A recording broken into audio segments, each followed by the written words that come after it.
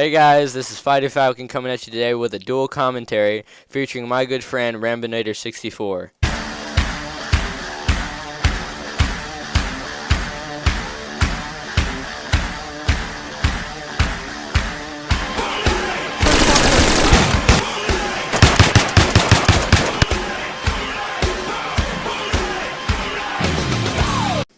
Hey guys, it's Rambonator 64 here along with Fighting Falcon, and today we're going to be covering the facts and our opinions on Call of Duty Black Ops 2. So for all of you guys that didn't know, E3 was this past week, and a lot of good games were revealed there, but one of the more important ones along with Halo 4 was Call of Duty Black Ops 2. They showed a campaign trailer, and it was alright, but a lot of controversial material was in it. For example, shooting through walls. I mean, I don't even know where to go with that, honestly.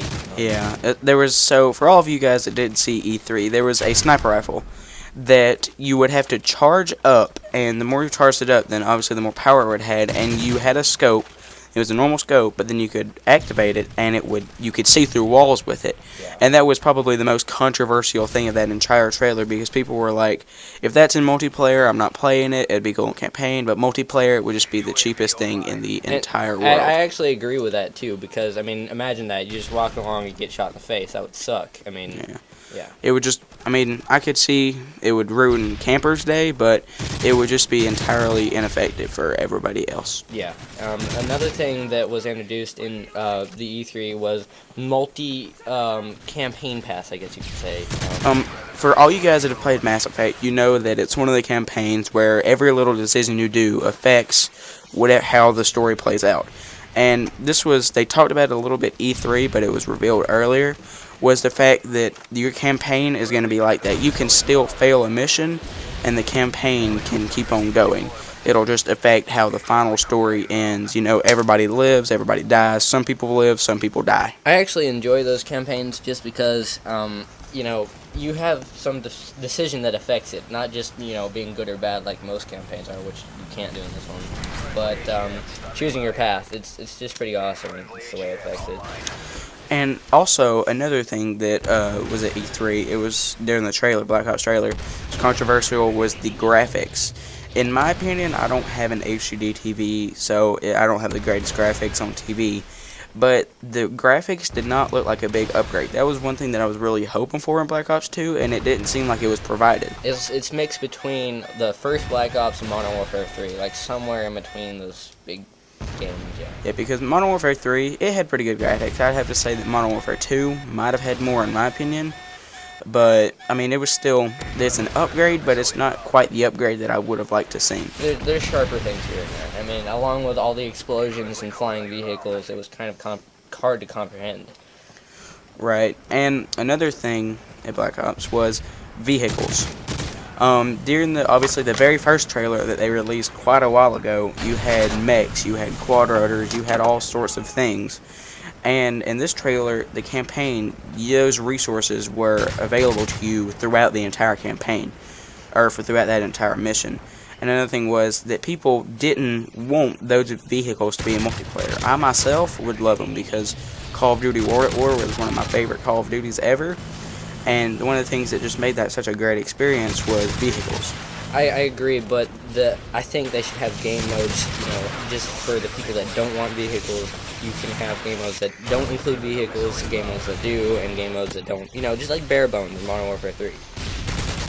Another thing, in Modern Warfare 3, the campaign looks similar just because, explosions, flying things, crashing into walls, stuff like that, just crazy stuff happening.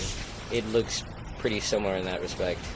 Right, and also another thing with Black Ops 2 that I liked was the campaign trailer looked very variety. In the very initial one, you're flying a jet, which was in the E3 trailer, and then they also have it where you're in the Egyptian desert riding a horse around being chased by predator drones. So I think the campaign experience will be pretty good, but the multiplayer, I just don't know. I don't think that, because what I've seen so far, I don't think it'll be the greatest. Yeah, I don't know. Nothing really can be official until you actually just go and play the game, which it's coming out in 2013, right? No, it's coming out this Okay. November 13th, I think, this year. Unless they push it back, who knows? But Right. anyway, it looks fun. It looks okay. I personally would have wanted it to be, in the 60s or something like that, but Yeah, I mean, it's okay. But another thing is that people, the Call of Duty community was really split up whenever Black Ops came out, because the big Call of Duty before Black Ops was Modern Warfare 2, and the community was really split between Black Ops and Modern Warfare 2, because obviously, I guess you could say Modern Warfare 2 is a whole lot more competitive than Black Ops. Black Ops gameplay is a little bit slower, and it just doesn't seem all around as competitive as Modern Warfare 2. it's still fun, I have to say. I mean, there's a makes also, I hate to throw this other name in here, but Battlefield compared to, Call of Duty in general. What I kind of do is when I want to be strategic and, kind of tactical, I go and play Battlefield 3.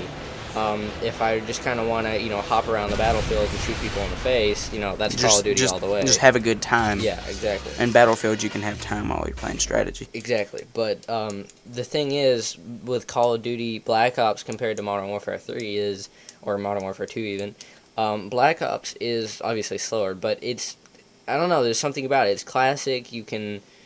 It's just kind of hard to explain. Shooting through walls and Black Ops 2 is just kind of the kicker for me.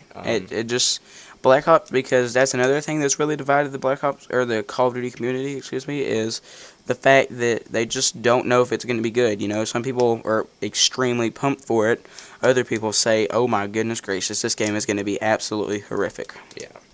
Well, I mean, overall, it all comes down to you really just can't tell until you play it. But right. As far as that goes, we'll just have to see. So, thanks for watching. See y'all later.